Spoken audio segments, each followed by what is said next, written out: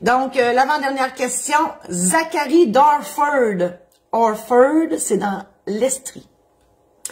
Un homme assez en vue et fortuné de notre petite ville vient de décéder.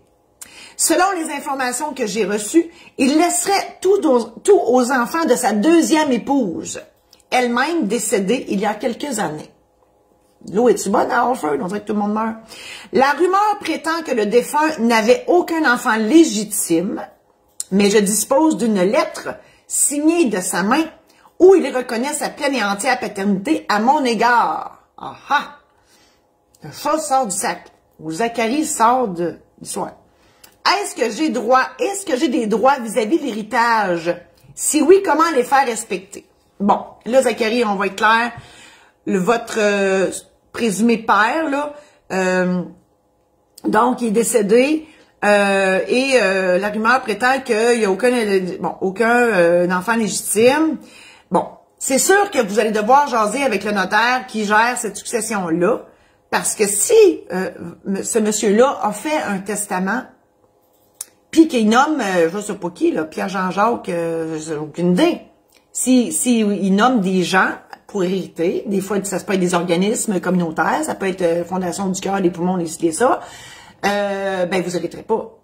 Si, par contre, dans son testament, c'est marqué « Je lègue tous mes biens à mes enfants au premier degré », ben là, c'est une autre histoire. Mais là, ici, je recule, il laisserait tout aux enfants de sa deuxième épouse. Ouais. Puis là, je présume que la deuxième épouse, c'est pas votre mère.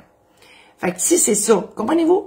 Si on nomme des gens dans le testament et que vous en faites pas partie, ça va pas bien pour vous.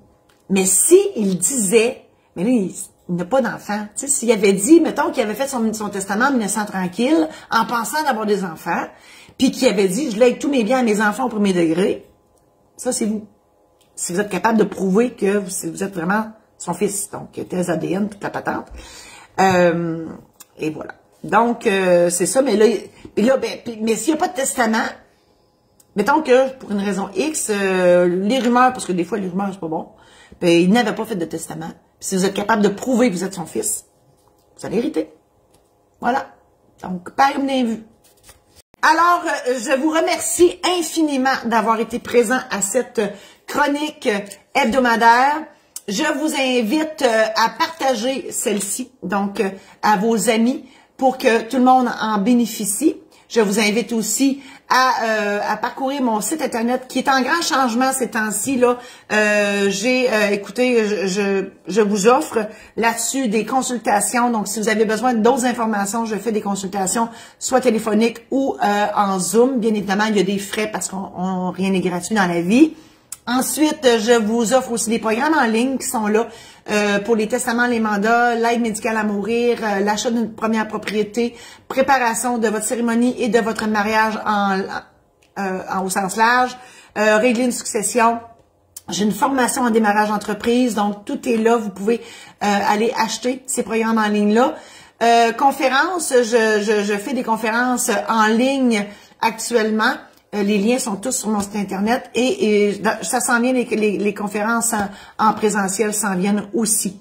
Voilà, donc Martine a mis les liens et je vous dis aussi que j'écris des livres dans la vie, donc des anecdotes notariales qui se sont passées depuis les 30 dernières années dans mon bureau et vous pouvez vous les procurer au site de ma maison d'édition, donc c'est maisondéditionsaint-laurent.com.